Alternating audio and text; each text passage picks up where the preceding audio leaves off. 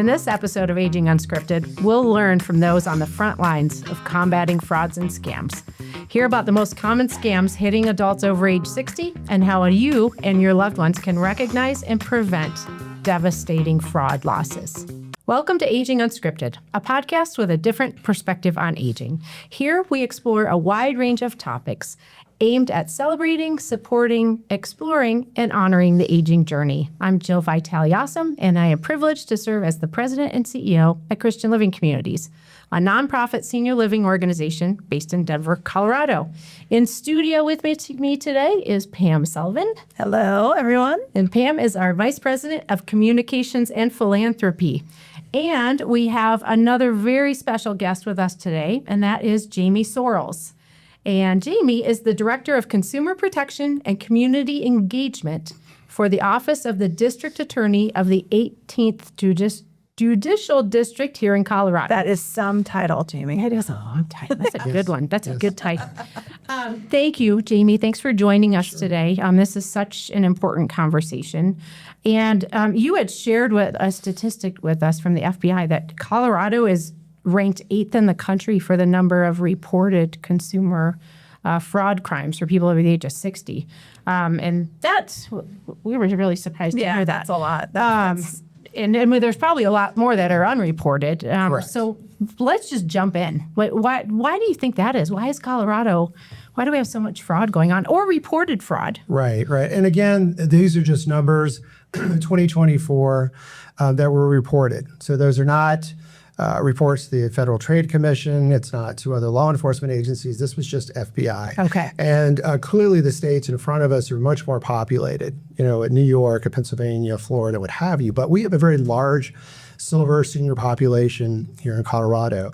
It also tends to be a fairly affluent state in the country. And so the criminals, or the dark side, they recognize that. They understand our population base here and the demographics. So we're just have become a pretty big target right there. And we have more and more people that are age 60 and that are just moving here for good quality of life. And when we say scams and fraud, what are we talking about? I mean, it's when you hear crime, it could be anything. Right. But scams and frauds, what are those? Well, I mean, it's simple. It's really it's deception, it's manipulation, social engineering is really what it is. And it's really what they're trying to do, these criminals, is because it really doesn't matter what the scam is. It really doesn't. Whether it's a lottery, grandparent, romance, even a face-to-face in person. At the end of the day, their model is very simple. They already have a lot of information on you, more than people care to recognize. And they're just trying to finish the equation for a short or long-term financial gain. What's your role in all that? What do you do in what's your everyday work? How do you? Well, I wear a lot of hats, but in relation to the title that you read, so obviously community engagement. So I'm very outward facing. I'm out in the community a good bit. And so the 18th Judicial District is primarily Arapahoe County. But on the consumer protection side, I'm out 2, 3, 4 times a week, giving presentations often to our senior groups. These could be senior communities. These could be senior activity centers. But I go to different Rotaries. I go to the Kiwanis, and we try to get into the schools as well. But it seems like a lot of my time really is revolving around our senior population. Why is that a target?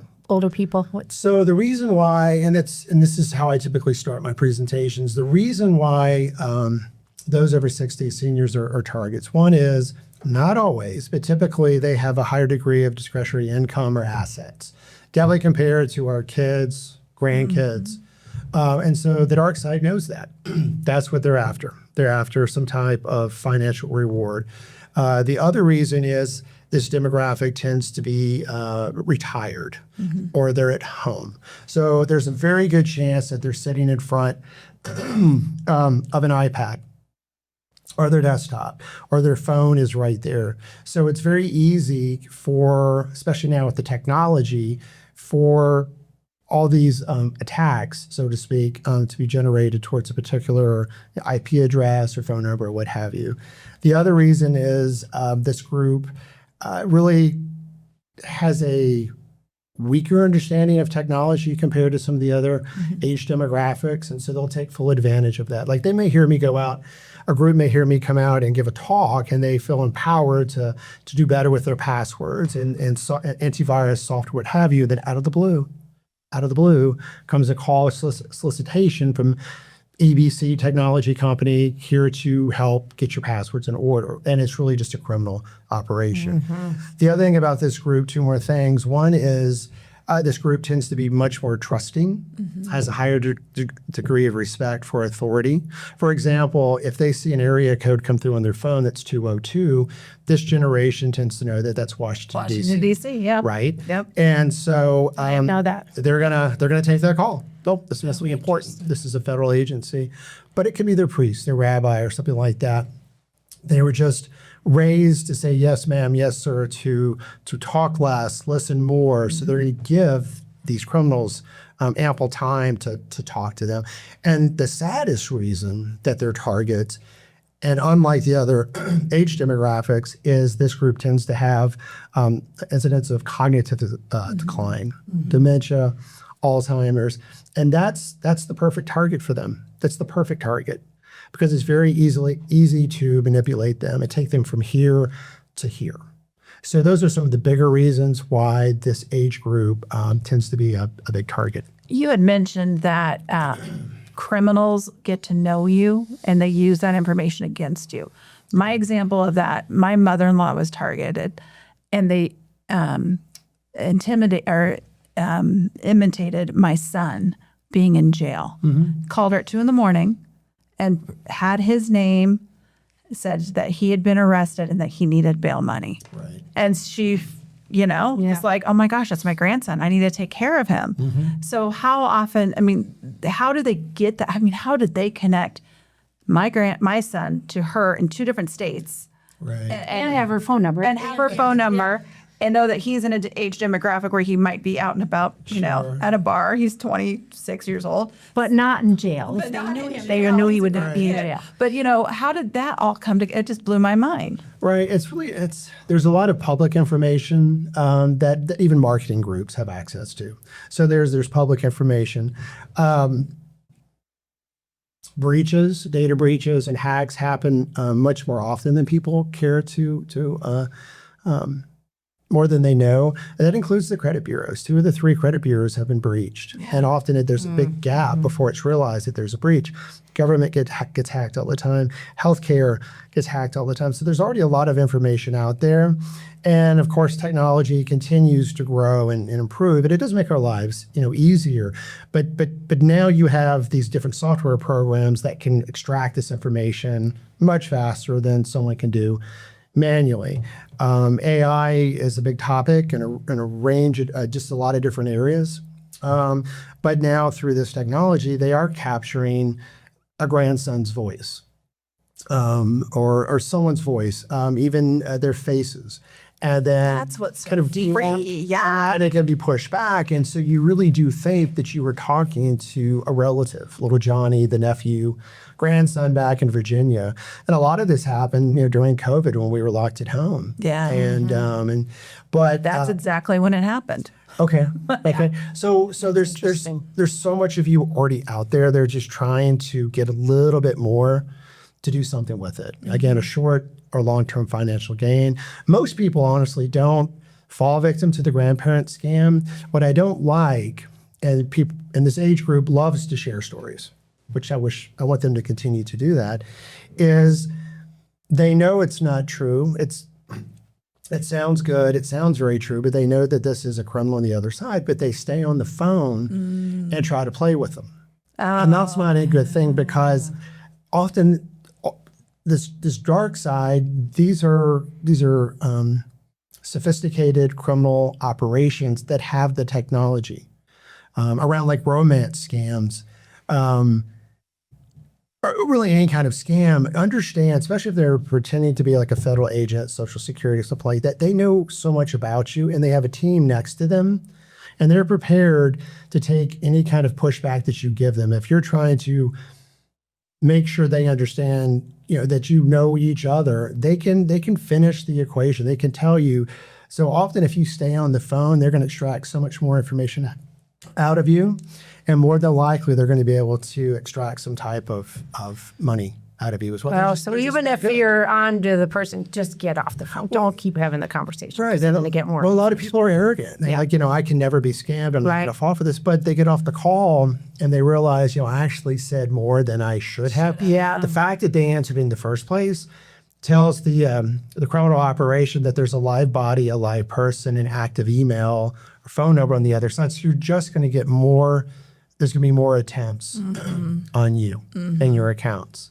And the other thing is people need to understand this. Even if this is coming from a call center overseas, if you upset them and you cross them through technology, they can be extremely vindictive. They could set up a 911 call at your residence and wreck your evening. Okay. And create a lot of other problems. Sounds like mobs. Don't cross Like I said, now you'll get a text and and it's somebody trying to scam. So don't just delete it and block it. Well, the best thing is you're right. Right. And that's and don't and hang up the phone and don't play games. Well, just don't answer the phone. Yeah. I all the presentations that I do, I tell people, just don't answer the phone. Yeah. Just don't do it. I mean, if you know it's your daughter, if you know it's your son, don't take it.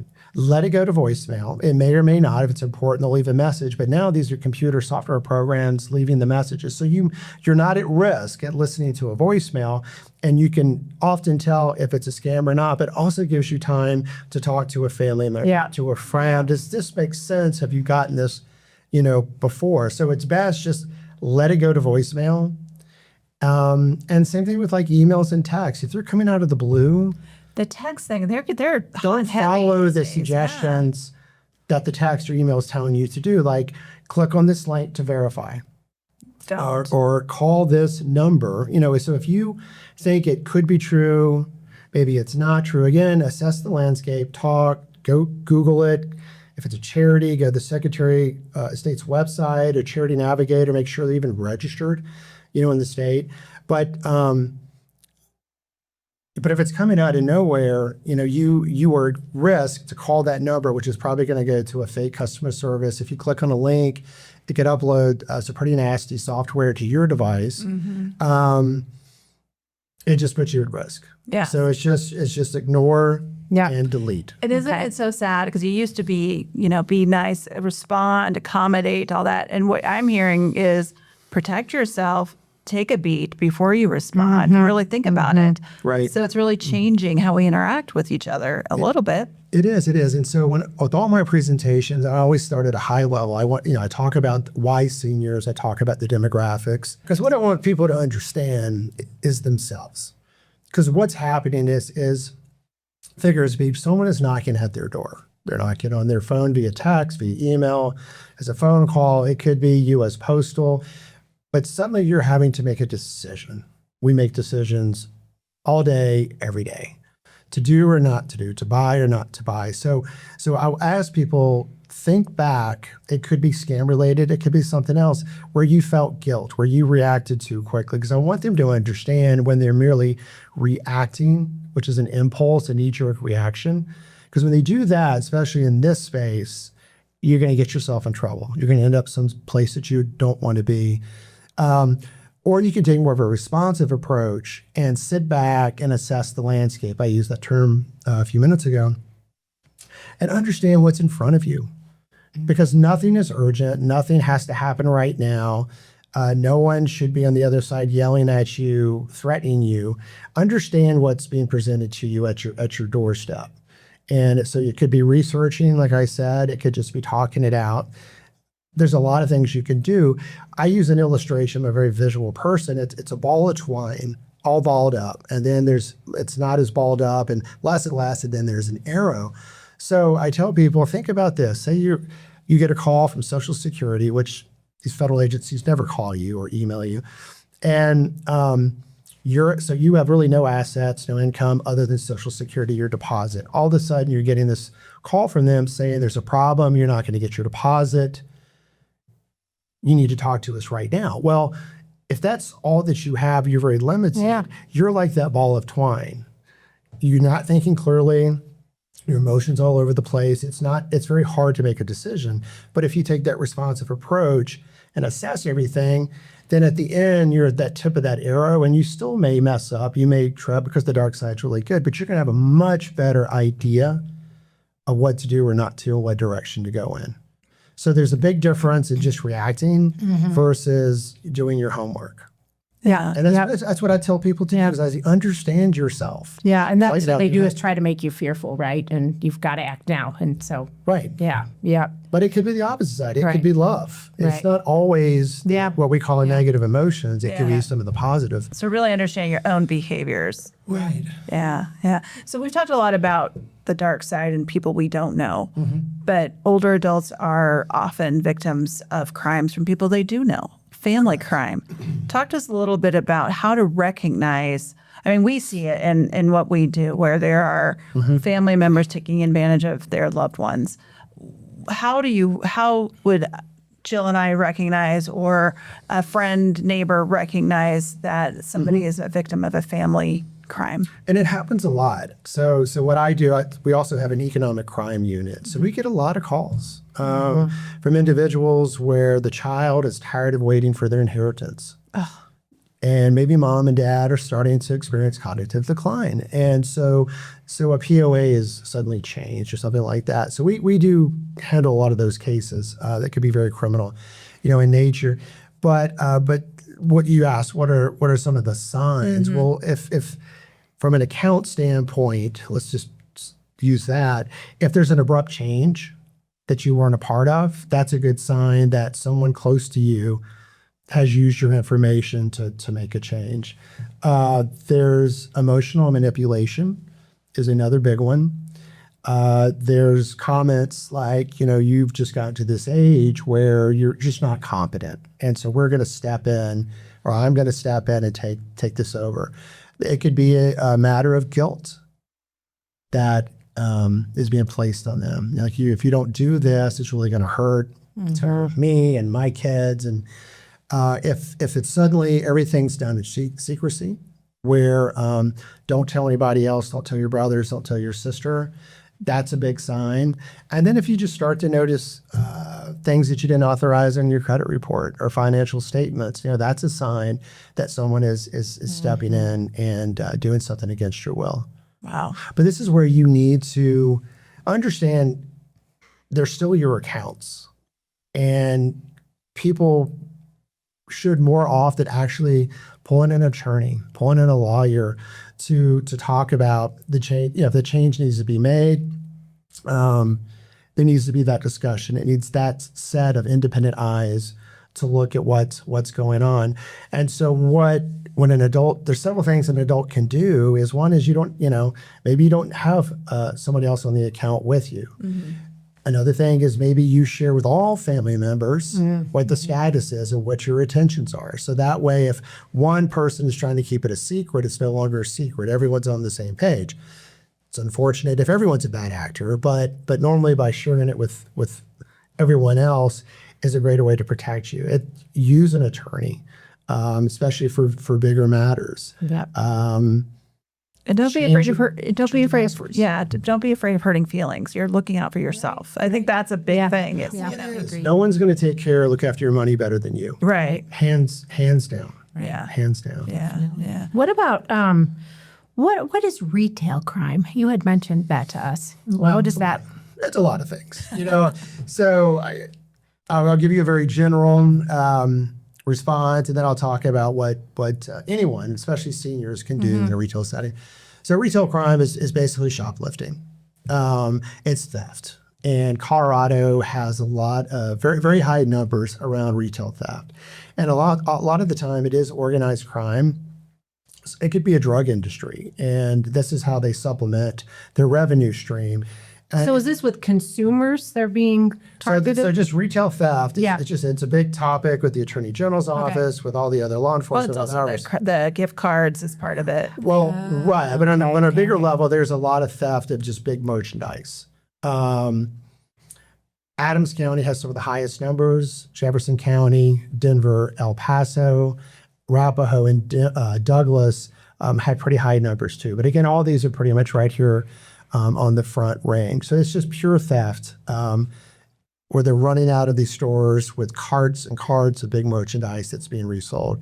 So, but in a retail setting for the individual. Like an older adult, is there risk there or? Well, first of all, so use a credit card. There's greater protections with a credit card than a debit card.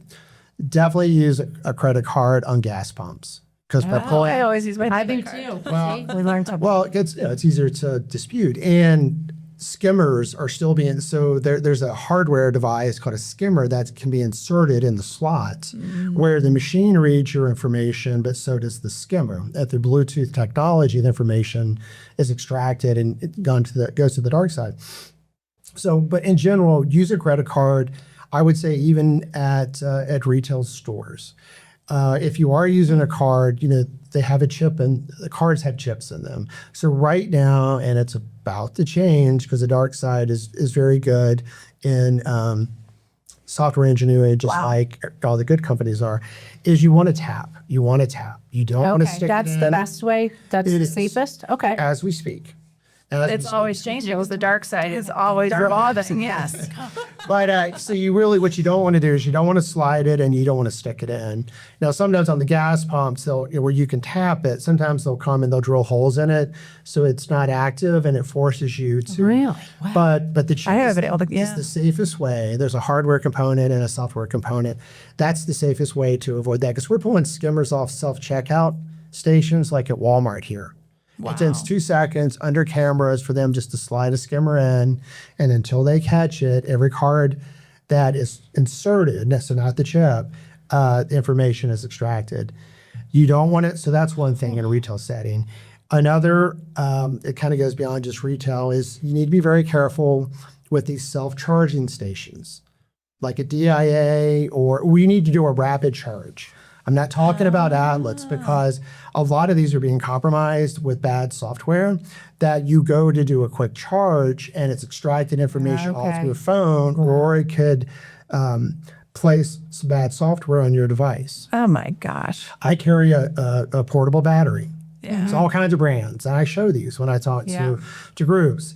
I can even do that to charge my laptop for a very short period of time.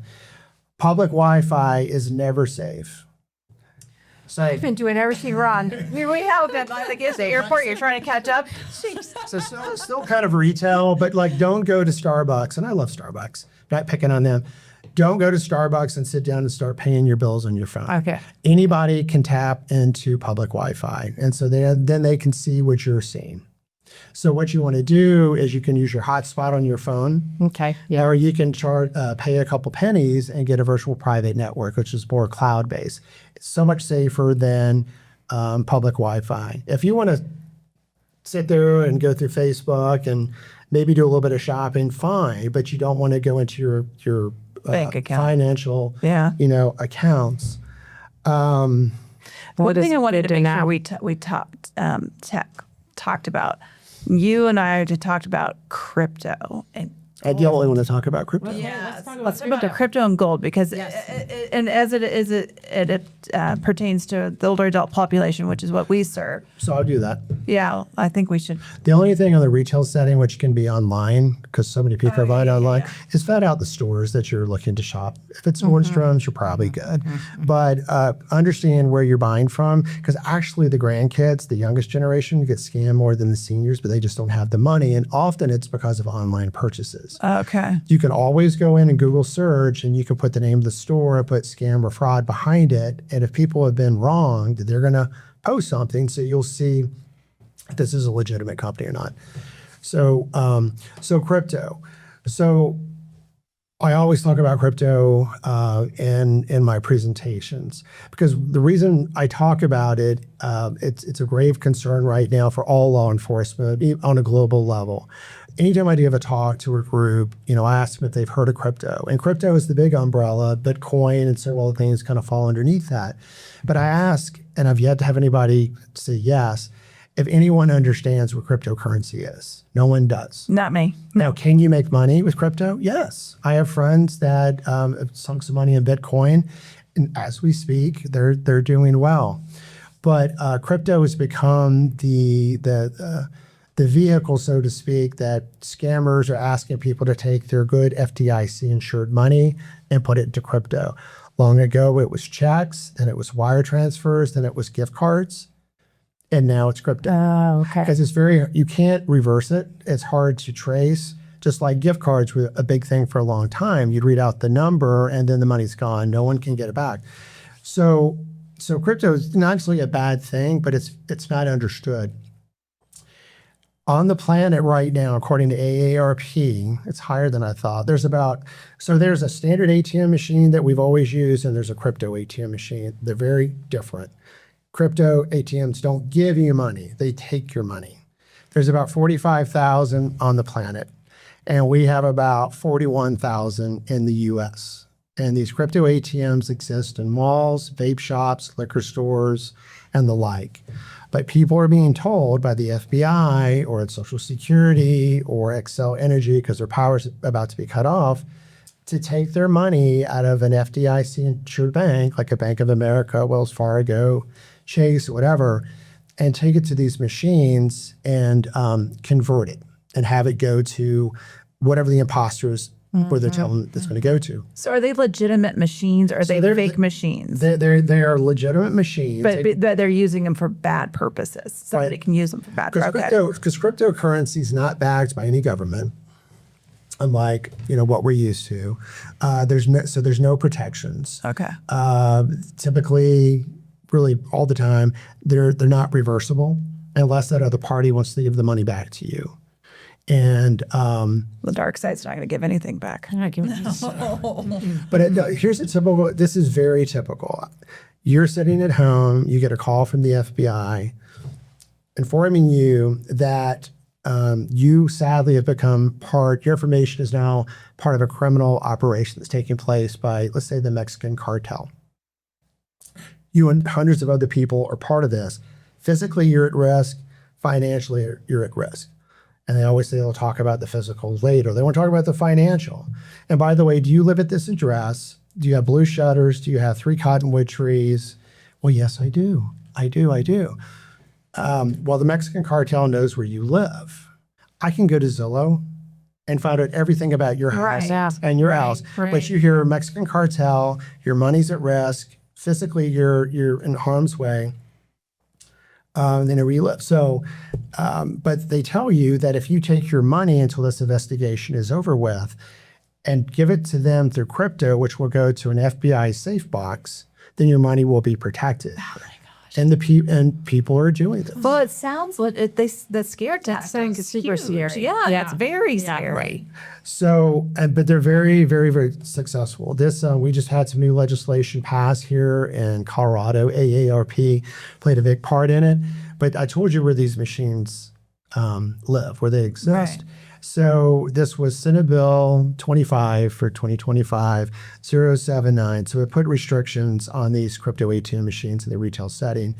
The biggest thing that did is it put a limit on how much can be deposited on a daily basis. Okay. And then there's also potential penalties for the retailer that has it there. And it's been documented over and over and over where an individual, a senior, 80 years of old age, is sitting there for 1-2 hours putting $80,000 worth of money, and the store owner is bringing a chair up to have them sit. Oh my gosh. Because their back hurts. So we're trying to get more restrictions around this. So if nothing else, this is what I want, the message I want to leave on crypto. This is how they're trying to get your money, is if you find yourself in a conversation about crypto, in person, on the phone, through email, you need to walk away ASAP. Because again, they have a team that can answer any objection that you have. If you stay on the phone, and we're hearing this nationally, you will lose. You will lose your money. You will be convinced that you need to do this. Wow. So, and I would even go so far, even if you have a financial consultant that you've been with and this starts to come up, you really need to do the research. Because as you said, no one's going to take care of your money better than you. Yeah. And wow. So there's them trying to get you that your account's been hacked, your information is part of a crime, or someone's in your account. those are the three most common. So that then they're trying to get you to put your money over. But it could be someone that's like affinity fraud is something like a lot of churches have me come out and talk about affinity fraud because they think there's someone in the congregation. This is someone that's real in person. That typically this is around investments, and they promise that they can make you money. There's no risk, et cetera. Well, that's another thing with the crypto. They start to tell you that you are going to make money. They may start pushing out videos of people that have done this and now they're living the good life, and people want to be a part of that. So crypto is one of our biggest concerns. Where it was the gift card, and that still is true, it is crypto. Oh, that's crypto. What about gold? So gold is something else you asked me to talk about. We've had several incidents here in Colorado. It's happened in other states. It's kind of the same thing.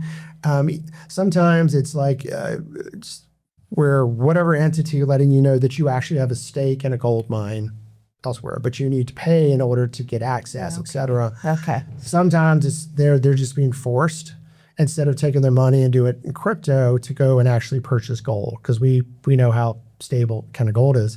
But we've had incidents here just at Windcrest where actually Douglas County Sheriff's Office was able to stop it. There's been other situations because in this case, it is somebody that's showing up at your doorstep pretending to be, let's say, a federal agent trying to help you there to collect the gold. And again, once it's taken, and there's an operation out of New Jersey, there's one out of Atlanta, there's some hubs where these centers exist and they're sending out runners to collect. Wow. And they impersonate somebody you should trust. And if you're a trusting generation. Yeah. Right. Yep. So we've talked about a lot of really scary things. If you think you have been a victim of a scam or fraud, or if your parent or something like that, what's the first couple of steps you should take if you've already been a victim, if you feel like you've been a victim? Well, if you are the victim, if there's a financial loss, you definitely need to file a police report. Every agency that that I know of it here in Arapahoe County, it was true down in Douglas, you can just go to their homepage and it says file a report. Simple. You don't have to call them. Don't be embarrassed. Okay. File the report. File a report because it's kind of like a statement of innocence. And then that document, whether they adopt it or not, can be transferred between agencies. So you want to file a report. You want to let the ftc.gov know that identification. Federal Trade Commission. Federal Trade Commission. And then you want to go to your credit reports and let them know that this has happened. So you want to report it. I love getting in front of senior groups. And they love to share their stories. But when I ask them if they've reported fraud, that situation, typically they don't. They're embarrassed. They're fearful that their children may take over the bank account or what have you. Wow. But it's important after you file a complaint that you've experienced this, you need to talk about this. There's just something magical about the adult child and the parent. They need to be working together to make sure that all safeguards are in place, even if it's just how you have your house structured, just walking around from a safety fall prevention standpoint. You want to come together and work together, but you want to talk about it. You want to share it with family and friends. You want to tell your friend. The reason when you tell your friends is often like if you have a bad experience, her hearing it from you is going to be more than someone here that is with law enforcement. Yeah, tell you the same thing. It's just going to mean more. And understand that this dark side is really good. As good as we are in marketing, as good as we are in software engineering, sales, all that, the dark side is just as good.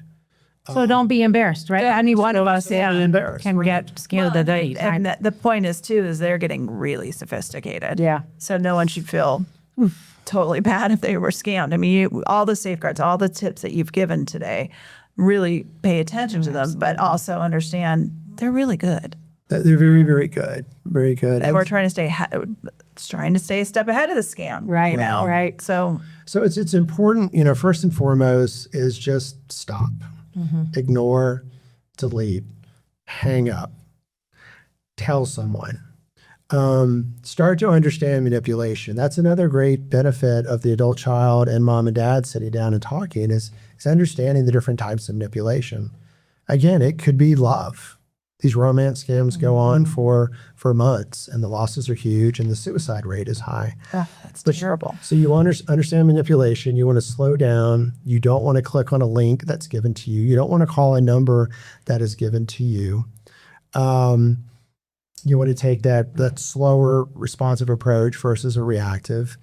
And just don't act on impulse. Just that's the main thing. If you sit back and do these things that often just do nothing, then you're in a good spot. They already have a lot of information on you, but you can keep that door closed. You can feel empowered that you are protected. I mean, no one wants a data breach or a hack, but they do happen. But so that's what I've talked about. Your information's already out there. They just need more. Just don't give it to them. Yeah. Don't empower them. You be empowered. It's really good advice. Yeah. So Yeah. That's really good advice. Thank you. And you've provided us with a wonderful presentation that we'll link to in our podcast notes that could give a lot of these tips, because I know it's hard to try to take notes. You guys are talking kind of fast, but we'll put some of those tips into the podcast. And if anybody's out there with a group, they can call your office and have you or somebody else come present, right? Right. Happy to come out and present. I just wanted to end with just one very common scam that's happening, especially to seniors right now. And this is where you're getting an actual call from a bank, your bank. They're pretending to be your bank. And there is a problem with your account. We're getting a lot of reports on this. But they're going to send you a link to verify that it's you. Oh, that sounds really official. And even in the text, it says, we will never ask you for the PIN. We've all seen that. Yep. But they're on the phone with you pretending to be a representative of the bank, and they're sending you this, and they're having you verbally give them that PIN number. Well, what's happened is they already have your ID and your password for your banking. They're almost there. And then you give them that PIN, that verification code, and then they're in. And then they hang up. Okay. We're getting this. The sheriff's offices in the area are getting these reports. It's happening across the state. That is one of the most common. It's the two-factor authentication. Two-factor authentication. And so That's what they're doing. if you give it to them, what's your protection? Is there any protection? You're just reacting. Okay. that But point. there's no. Because they're going to be in your. But if they take your money out of your account, do you have any protection? Well, then you call your bank. Yeah. And there's and some. But with a credit card, you have more protection, right? When you're saying don't shop with like your debit card, was that why you set it up? Protections there too. It's just Okay. again with the credit card, it's just a lot easier to dispute because we know how they're structured differently. Yeah. So, but I just wanted to point that out. That it's one thank of the you most. That sounds so official. That does sound. I can see But there's myself. truth that when they say we will never ask you for this. Yeah. But in the moment, you're fearful, and so you're ignoring that, and you give it out. So just be careful. Thank you. Thank you for the work that you do. Sure. Thank you so much for the work that you do to protect Coloradans and people in the 18th district, right? 18th Judicial District. 18th Judicial. I can't say that word. Judicial. Right. And thank you for joining us for this conversation. We really appreciate it. Thank you for all that you do to protect all of us in this state. And thank you to everybody who joined us today for this conversation. As Pam said, we'll have links in the podcast notes. Please check them out. Please share, subscribe to this podcast, and share this episode in particular with other people, family members and friends. It could be information that could really protect someone in the future. And thank you all for joining us today for Aging Unscripted. A reminder that aging is indeed unscripted. Each of us has a journey that is as individual as we are. And we know that not everyone gets the gift of aging. It is a gift that we need to honor and celebrate. Thank you.